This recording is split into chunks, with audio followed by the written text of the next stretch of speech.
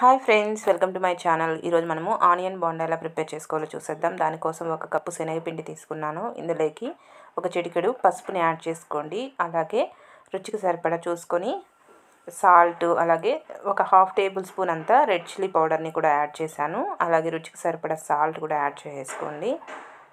ఈ విధంగా సాల్ట్ కూడా యాడ్ చేసి ఇందులోకి వంట సోడా ఒక చిటికెడు వరకు యాడ్ చేసుకోండి, ఎక్కువ యాడ్ చేయొద్దు. అలాగే వాము కొంచెం చేతిలోకి తీసుకొని ఈ విధంగా నలుపుకొని ఇది కూడా యాడ్ చేసుకోండి.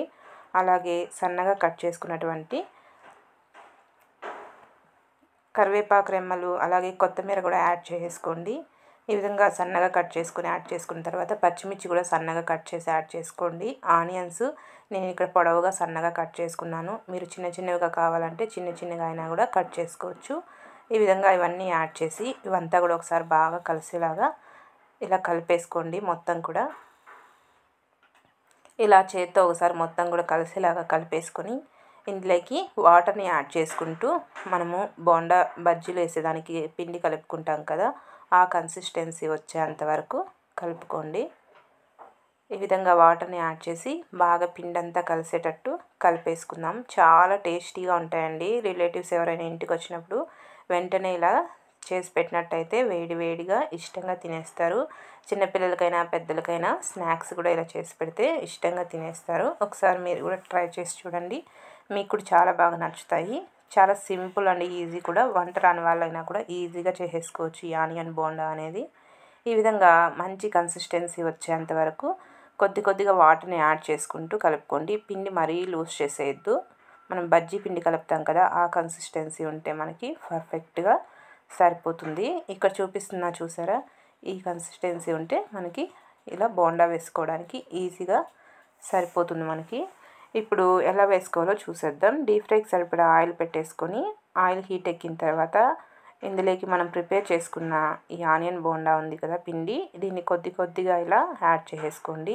మీకు చిన్న సైజు కావాలంటే చిన్న సైజు, లేదా పెద్ద బోండా కావాలంటే పెద్ద సైజులో యాడ్ చేసుకొని మీడియం ఫ్లేమ్లో పెట్టుకొని లోపల నుండి బాగా ఫ్రై అయ్యేటట్టు కుక్ చేసుకొని 2 సైడ్స్ ఫ్రై చేసుకుంటే మనకి బోండాలు అనేది రెడీ అయిపోతాయి. ఈ విధంగా ప్యాన్ ఎన్ని సరిపోతుంది అనుకుంటే అన్నీ ఇలా ఒక్కొక్కటిగా యాడ్ చేసేసుకోండి.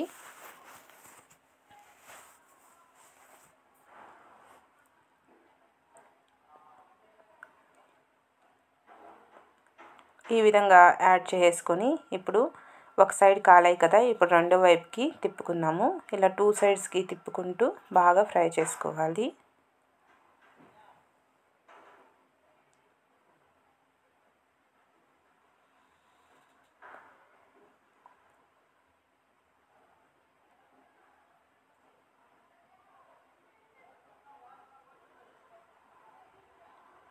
ఇలా రెండో వైపుకి కూడా తిప్పేసుకొని ఒక సైడ్ బాగా కాలిన తర్వాత రెండో వైపు కూడా బాగా కాల్చుకొని వేడి వేడిగా మనం సర్వ్ చేసుకుంటే ఎంతో టేస్టీగా మనకి ఆనియన్ బోండా అనేది రెడీ అయిపోతుంది. చూసారు కదా, ఈ విధంగా 2 సైడ్స్ చక్కగా కాల్చుకున్న తర్వాత ఈ మొత్తం కూడా మనం తీసేసుకొని సర్వ్ చేసేసుకోవడమే.